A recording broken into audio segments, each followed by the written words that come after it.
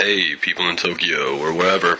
This is the first installment of the Gaijinass Podcast.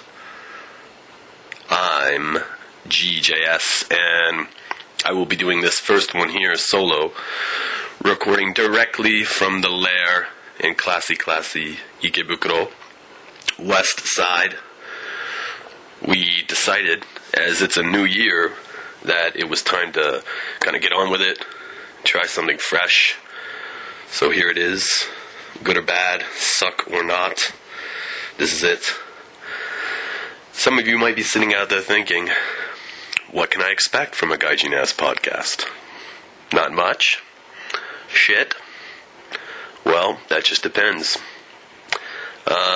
It'll just be me talking about topics that are interesting to me, or to Yosamono, or any of the guests, and there will be lots of guests in the future. So it could be anything. You get a little bit of everything, some good, some bad. You'll just have to tune in and check it out.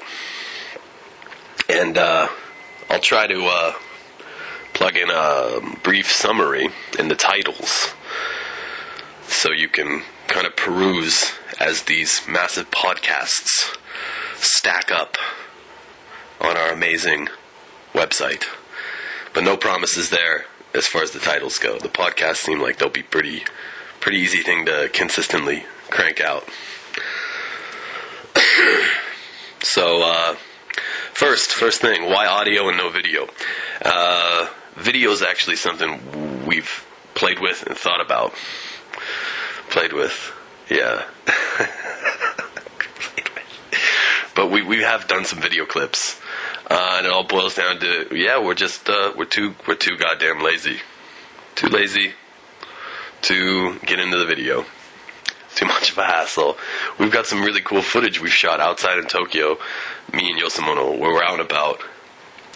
Out on the town, checking it out, but it's been too much of a hassle to sit down and actually edit anything together. We haven't done any straight video stuff, like sitting in front of a camera chit-chatting. So that's not an option yet, but it is coming in the future.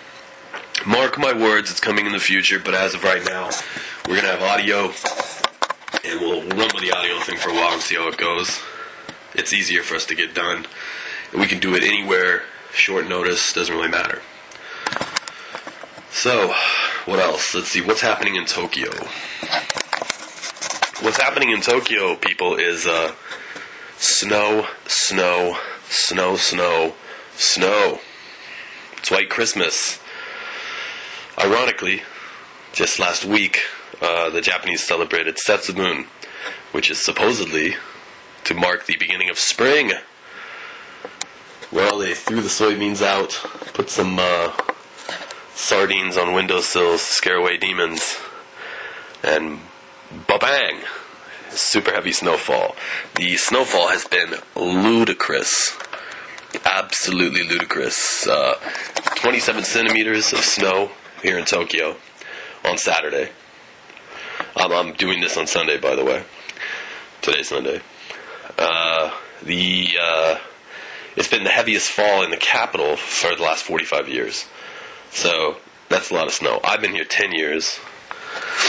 And, in 10 years, it's never snowed like this ever. There was quite a lot of snow the first or second year I was here, I think. And then, there's been some trickles here and there. But this weekend, Saturday, it was completely wacky, out of control, just blowing down. The streets here in Ikebukuro were empty. People rushed home. You could actually get some sleep at night. It was actually quiet.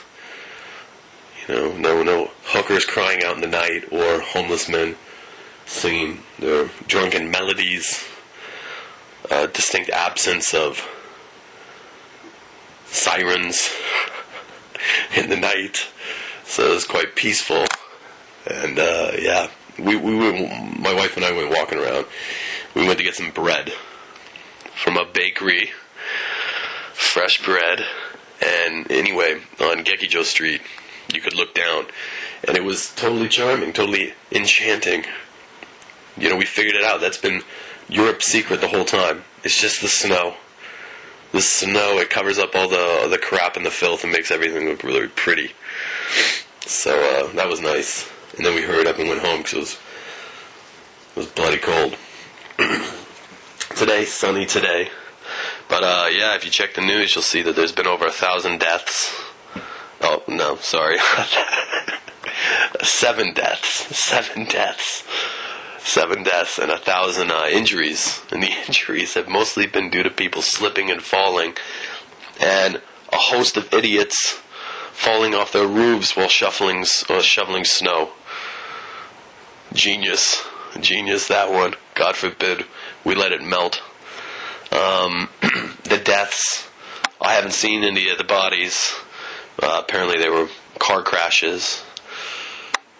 Pretty shit way to go, if you ask me. We want to, Narita Airport was shut down on Saturday. Not the airport, but the transit to take you home. If you've never been to Tokyo, if you've never used Narita Airport, technically it's Tokyo International Airport, but it's incredibly far away from Tokyo. I mean, you need to take a special train to zip back into Tokyo, and that's over an hour. And that train was shut down, so, thousands of people were stranded at the airport. That must have been a real party, real good time. And a bunch of households lost electricity. We didn't lose electricity.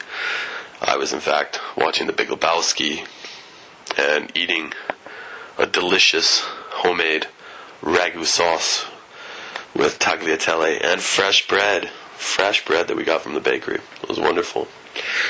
What else is going on in Tokyo? Let's see here. Illness. Flu-ness.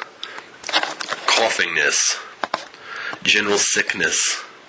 Hearty-throatedness. I went down last week. And by that, I mean I got really, really sick. Missed about 3 days of work. Was useless. As most of my work involves me running my mouth as I am now. When I'm really sick, that shit doesn't work out. I start coughing. So a woman from my company, one of the staffing companies I'm associated with, gives me a call because I needed a sub on Thursday. I was just ludicrously ill on Wednesday. So I email her. I tell her my situation. Look, if I feel better on Thursday in the early morning, I'll contact you and I'll just go in. But if not, just for tonight, it was Wednesday night, please prepare a substitute. Or just tell the school that I'm not coming. A lot of students and teachers are out with the flu. It shouldn't be a big problem. So what does she do? She immediately calls me and starts asking me questions about what this grade can do, what that grade can do, what they can't do, etc., etc. And I told her, please email me. Please hang up the phone and email me these questions. Because I can't talk. Boom. Boom, right then. Cough, cough, cough, cough. What? I didn't hear you. Tell me again. I can't talk. It makes me cough, cough, cough, cough, cough. Please email me. What? Just tell me on the phone. Cough, cough, cough, cough, cough, cough, cough. Vomit. Yeah. Luckily there was a nearby trash can. After this rich peal of puke poured out of me into the trash can, there was a pause for a moment where she went, "Oh, you know what? You just take the day off. You don't need to worry about it. I'll figure it out. You just get better." Click. End the phone call. So hopefully in the future she'll just mail me, mind the warnings. But a lot of people are sick. I got two friends with the flu. My wife now has a sore throat. She's not feeling too good. Our lodger, he's feeling pretty horrible as well, coming down with it more than likely. But with him, he's pretty psychosomatic. Every time somebody gets sick, boom, he's suddenly kind of sick. He's kind of like that usually. Like, someone doesn't want to miss out on the party. Yeah. Anyway, whatever. So, what else is happening here? Let's see here. Yeah, other news. Sochi Olympics. Did I pronounce that correctly? Sochi Olympics. Wow. Wow, right? That's fantastic. Luge relay. I don't know if everyone else is pumped up as I am, but this luge relay, that's going to be pretty hot stuff. Pretty hot stuff, this luge relay. My prediction. And you know what? I'm just pumped about Sochi Olympics because I like the Olympics. I like sports. I like sporting events. And you know, go for it, Russia. Get some. $51 billion. Sure, you got that squirreled away somewhere. Why not spend it on a massive Winter Olympic compound in an area that apparently doesn't have enough snow? But who am I to complain? To be honest, I don't really give a shit about the Winter Olympics. Not really a single solitary shit. It just doesn't matter to me. I don't like snowboarding. I think snowboarders are pretentious. I'm a ski man myself. Yeah, ski man. And the rest of it, I don't know. I just don't really get on board. What I do get on board with is all the drama. It just blows my mind. Would it be impossible for the goddamn Olympics to be about, I don't know, the Olympics? You know, possibly to be about the sports, the athletes, their work ethic, the trials and tribulations, what they've struggled through in order to get to the Olympics. Could it possibly be about that instead of about, another thing for the gay community to whine about? I understand. Old Putin over there. Good old Putin. And the Russian government, the anti-gay whatever laws. I don't really follow it because it's not my problem. And I don't care. I get enough of the gay drama forced into my face every time I'm exposed to any kind of Western media, that at this point I really don't give a shit about it. So it's not my problem. Do whatever you're going to do. But, these kinds of things, it just transfers the Olympics. The focus isn't it transforms the Olympics. The focus is no longer on sports. It's no longer on the event. It's on all the bullshit. And then, what else have you heard about the Olympics in Sochi? Shitty hotels, brown water. Like that's new. You grew up for years in Europe. Brown water was a standard. And I'm not talking about in Russia, I'm talking about in Germany. There's nothing odd. I don't know what all these people were whining about. I'd love it if it was actually a ploy. A ploy by the Russians to simply, the Russians live like this all the time. They don't give a shit. They don't give a shit. They don't need a pillow. They're out there collecting pillows for pampered Western athletes. What does a Russian athlete do? They burrow down in the snow and lay their head down peacefully on a rock and have sweet dreams. They wake up, they slay a wolf in the forest, bash its fucking head in against a tree, skin it alive, cook that, and make breakfast. That's how Russian athletes train. Russians are hard. There's a hardness to Russians. There's a hardness to Russia that I respect. It's attractive. It reminds me of values and things that I saw when I was young that seem to be disappearing in the West. I don't know, maybe. Values and things that have definitely disappeared in Japan, as far as I can tell from everyone I talk to. The old school tough guys. So, for me, I hope that it's all a trick, like a mind game. It's like an Arnold Schwarzenegger pumping iron thing, taking the guy's towel or whatever. I think that's what it is. And Russia's just having it over on everybody. Kind of like, yeah, welcome to Russia, you sons of bitches. Deal with it. We do. We'll see what happens. And amidst all of this comes up a thing that I want to talk about today. This issue rises to the surface. And, quite a lot of ways around the Sochi Olympics, the gay stuff. But particularly, the woman, a figure skater, a Russian figure skating champion, who helped to light the torch. Light the fire, apparently, whatever, at the event. She she tweeted. I've never said that word before. I've never said the word tweeted before. She tweeted a picture of Barack Obama, our fantastic U.S. president, eating something. He had he could have been chewing tobacco. He had a wad of something in his cheek, pizza crust, watermelon rind, chicken wing. I don't know what he had in his mouth, but he was chewing on something. It's not the most flattering picture, but you know what? None of us look terribly hot when our face is full of mashed potatoes. We all look like a savage. And you know what? It doesn't matter, he's the president, he looked like a goddamn savage. So she tweets this picture of Obama, President Obama, with whatever it is in his mouth. He's kind of got a dull scowl on his face. And then superimposed a hand holding a banana in front of it. And tweeted this. And, haha, funny joke. Oh, look, he looks like a monkey. Well, guess what? Yeah, exactly. The PC police come skydiving in. It's a goddamn high altitude, low opening. Hit the deck. At the ready, weapons drawn.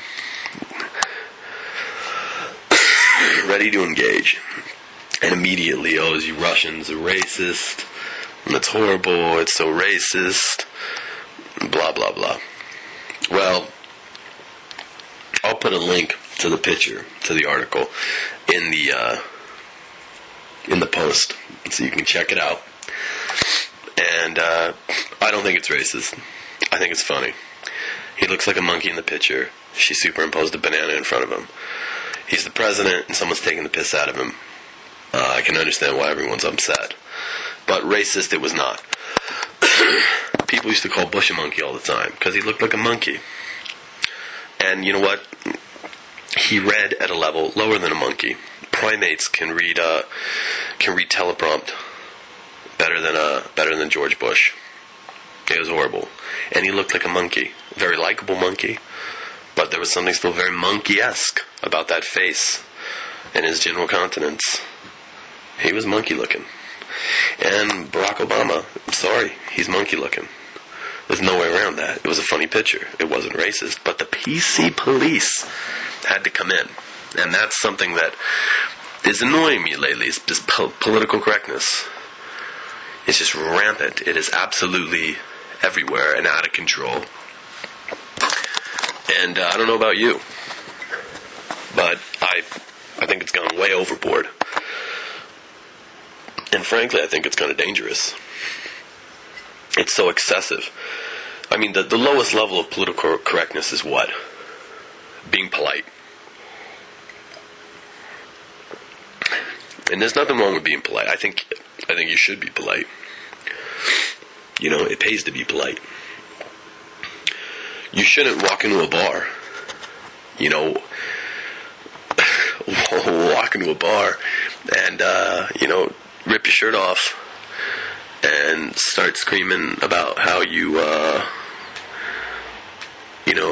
a 10-inch wang. That's inappropriate. It's impolite, and you don't need to do that. Also, I don't think it's necessary for you're talking to a girl, hey baby, what's up? A la Commando, one of the greatest scenes. Hey baby, I'm talking about one date, baby, I just want to have one date. Look, I'm not interested. You fucking whore. That's impolite. That's impolite. You don't need to do that. It's not that it should be illegal. It shouldn't be banned. However, in polite society, it shouldn't go on. right? That's the bottom line. That's the basis of political correctness, in my opinion. And then from there, though, it just takes off and it spirals, and spider webs, and goes ludicrous, flies all over the place, and becomes this really, really expanded, heavy, abrasive theory, a concept that's pushed so hard in the West by the Western media. And it's a form of mind control, is what it really is. And I really respect people, even if I don't agree with what they fundamentally do or what they produce.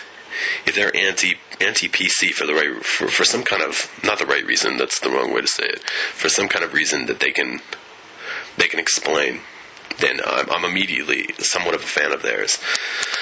And people have said a lot of interesting stuff about this. Like P.D. James said that, and this is a quote, "I believe that political correctness can be a form of linguistic fascism, and it sends shivers down the spine of my generation when we went to war against fascism." Well said, P.D. James, well said. I think it is a kind of linguistic fascism, and I think it's a subtle kind of mind control. And it's forced indoctrination into a system of belief that you might not want to be part of. But it's like, be part of this, indoctrinate.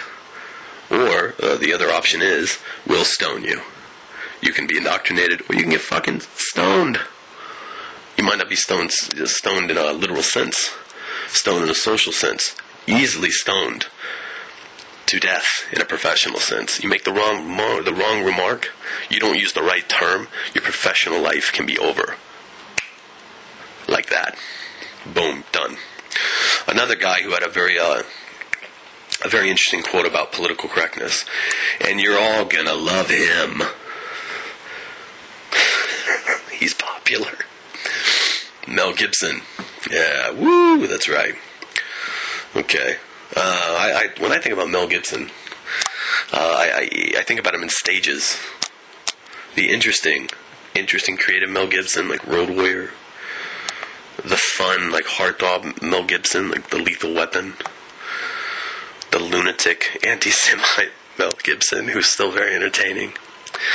And then the resurgence, the Mel Gibson rising, making new films and directing. What was that? The Passion of the Christ. That movie was badass. Apocalypto. Woo! Standing O, Mal, Standing O. Fantastic. Anyway, Mel Gibson's a lunatic. We all know that. Here's what he says about PC. "I am politically incorrect." That's true. Political correctness to me is just intellectual terrorism. I find that really scary. And I won't be intimidated into changing my mind. Everyone isn't going to love you all the time. Yes, Mel. That's definitely true for you. But I also agree with you. I agree with you. Yeah. I'm also, I think, kind of politically incorrect. And I do think that PC is intellectual terrorism or linguistic fascism. I guess they're very similar, the concepts. If you think about it, what really occurs due to this political correctness, it's multi-level, and I'm not going to talk about all the levels. I'll talk about a couple of them. I can't talk about all of them. But one thing that political correctness definitely does is it hampers genuine communication. It puts a real lock on it. And if you can't communicate genuinely, if you can't communicate honestly, then you're going to have a really difficult time acquiring the knowledge that you need, new knowledge that allows you to expand your horizons or expand your perspective. Some people might say it's an ignorant question, but for example, if someone honestly wanted to ask a black person, why are you always using lotion? Why are you constantly applying lotion? Bill Burr does a great bit about this. There's nothing wrong. Everyone should be using more lotion. It's not a bad thing to moisturize. It's good for your skin. If you don't understand why it is, if you don't ask, how are you going to find out? But that would be considered an ignorant kind of I can imagine people would probably throw around terms like bigot, racist, etc. And people who throw those terms around often aren't really aware of what they actually mean. But anyway, you have to be able to ask questions and engage in open communication. If you can't ask honest questions or make statements that you actually believe in, then, any kind of meaningful discourse isn't going to occur. And that political correctness, it's like a brace. It just stops this from occurring. It's an armed guard in front of your intellect. You're not allowed to move forward appropriately. And I just don't buy that. I think it's bullshit. And initially, it's bullshit. Later, it's quite annoying. After that, it's an assault on some of our intrinsic human rights, I think. That of freedom of expression. And then finally, it's actually dangerous. Physically, it's actually dangerous. I'll talk about that in a minute. Someone else I'd like to mention was had, rest in peace, a very, very hard, concrete opinion of political correctness was George MacDonald Fraser. For those of you who are not familiar with Fraser, he is a badass, and he's the author of the Flashman Chronicles. Flashman is a fantastic series of books. They're historical fiction based around a character named Harry Flashman, who was actually the bully in what was that book? Oh man, I'm gonna get busted for not remembering it. Anyway, whatever. Harry Flashman's an incredible character. To sum him up, he's a complete and utter scoundrel, just a scumbag, a coward, a womanizer, etc., etc. But by chance, and also, by a lot of his own positive qualities, which he constantly downplays, he winds up coming out on top of a lot of sticky situations throughout history and throughout the British Empire, the British Empire's history. And George MacDonald Fraser wrote a fantastic article talking about the Flashman novels and also talking about political correctness, which he considered not simply a construct or this loose thing that people throw around. He considered it an actual, a hugely detrimental illness, like a sickness in Western society. A few of the things he said. One, he said, political correctness is about denial. Usually, in the weasel this is a tough one. Circumlocutory, the weaselly jargon, which distorts and evades and seldom stands up to honest analysis. Yeah, I concur. I'll talk about that. I've got one thing a little bit later I'll add to that. Obviously, political correctness allows you to move around uncomfortable topics. That's what he's saying. You could shift around these topics with this kind of weasel language. And you never really have to address the truth. The truth never comes to light because you're dodging it. He goes on and says, it comes in many guises, some of them so effective that the PC can be difficult to detect. The silly euphemisms, apparently harmless, but forever dripping to wear away common sense. The naivete of the phrase, a carrying force for nature, that's in quotes, on remembrance poppy trays, which suggests that the army is some kind of peace corps, when in fact its true function is killing. Well said, well said. This sings true to so many a military recruitment poster commercial in the USA, that's for damn sure. Yeah, right, join the service, see the world, see your buddies get fucking blown up. Don't take that the wrong way. Time in the military is something I respect. I respect all of my friends and family who have been or are in the military or still affiliated with it. That having been said, there's no reason to shroud it in a cloak of bullshit. You should come out very clearly and say what it is. But if they went around making commercials about that? Hey, what's up? Watch your buddy turn into fucking hamburger. Well, the recruiting numbers would probably go down one day. MacDonald Fraser goes on It says, the continual attempt to soften and sanitize the harsh realities of life in the name of liberalism in an effort to suppress truths unwelcome to the PC mind, the social engineering which plays down Christianity, demanding equal status for alien religions. Ooh, I wonder who that pissed off. Yeah, look, let me hit you with some truth. The societies which we live in, which we used to appreciate 30, 40 years ago, before they were systematically dismantled and taken apart by the powers that be, were based on Judeo-Christian values. People can like that or not. I don't really care. But that's what they were based on. And this consistent degradation of Judeo-Christianity and this compartmentalization of Christianity. It's like a silly thing, and look, hoo ha ha, Christmas, put that on a back burner, and you can't say this, and God, you can't say God bless America, etc., etc. That's all bullshit. That's all part of the PC crap. When you have entire nation founded on principles supposedly from Christian beliefs, and then you start messing around with those principles and fiddling with them and changing them around and sliding new stuff in there, what's going to happen? The foundation is going to erode. It's going to crumble. Okay? Fraser goes on. These selective distortions of history, so beloved by New Labour, remember he's British, denigrating Britain's past with such propaganda as hopelessly unbalanced accounts of the slave trade, laying all the blame on the white races, but carefully censoring the truth that not a slave could have come out of Africa without the active assistance of black slavers, and that the trade was only finally suppressed by the Royal Navy virtually single-handedly. Yeah, I don't remember reading that in social studies. Yeah, they must have missed that one when they made Roots. I'll keep it short and sweet on this. Slavery, bad. Blaming all your problems today on slavery, worse.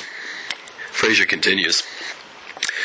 My generation has seen the decay of ordinary morality, standards of decency, sportsmanship, politeness, respect for the law, family values, politics and education and religion, the very character of the British.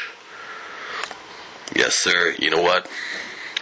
I think that is clearly mirrored across the pond, as you tea-drinking fellows say, in the United States of America, and many people would agree with me.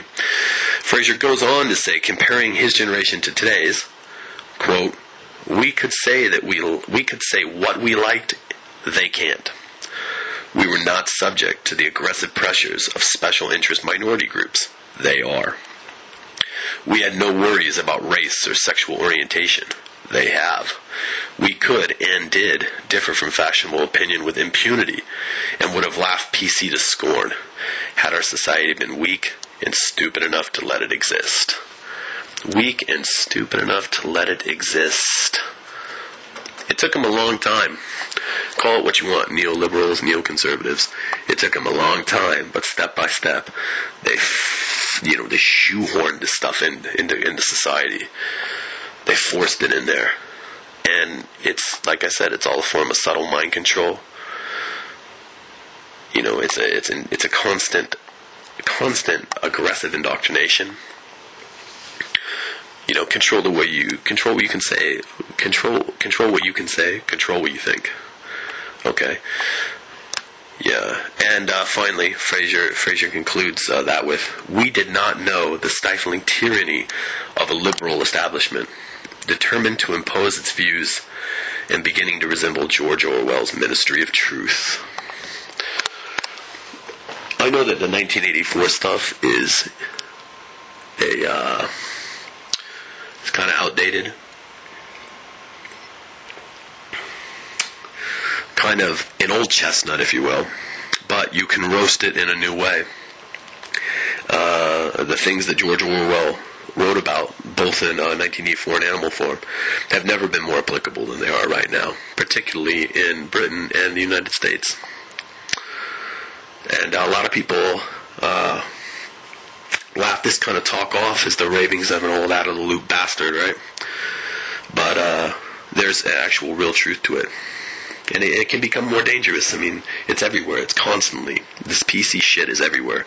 And it's a whirlwind. It's surrounding you at all times if you live in the West, if you're engaged with Western media and the way that Western academia, or the way that we're supposed to think there. An easy thing is look at sanitizing language in the media and in academic speech. Some easy examples that you know of. And if you sit down and write a list, you can probably make a list of 100 or more if you really thought about it. Collateral damage. Collateral damage. What that is that's when we drop a bomb on something to hit building A. Building B and Z explode. Building B and Z were collateral damage. Our target was A. If that wasn't personal for you, it could also mean when a SWAT team goes into a crack house or whatever, and some of their rounds go through the wall and kill a kid next door. That kid's called collateral damage. What it is really is we don't want to say in the news. We don't want the news people saying, "Oh yeah, we blew up the terrorist bomb factory, but we killed these two families that live next door." Moving on. About the Super Bowl.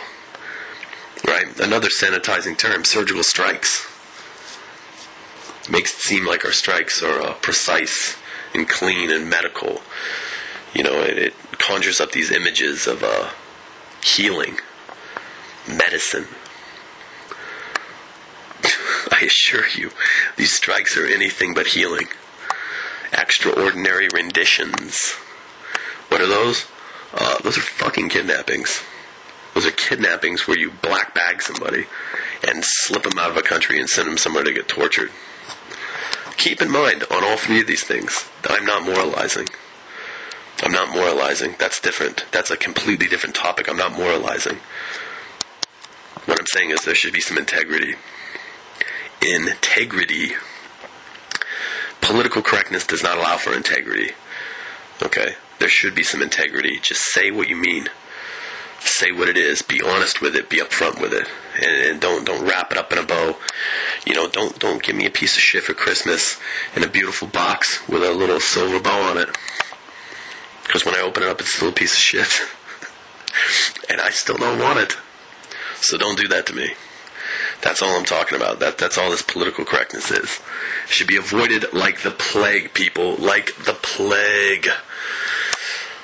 Don't listen to Jenny McCarthy. Get immunized against political correctness. Find your own information. And for God's sakes, find a copy of George MacDonald Fraser's Flashman. Chicken soup for the soul of men. Okay, that's it. I'm going to wrap it up. Cut me some slack. This is the first Gaijinass Podcast. And a little rant there. We'll be back in a week talking up about something else. I'll probably have a guest on. So today was 2014, and it was February 9th. And this is Gaijinass, and I'm signing out. Take her easy.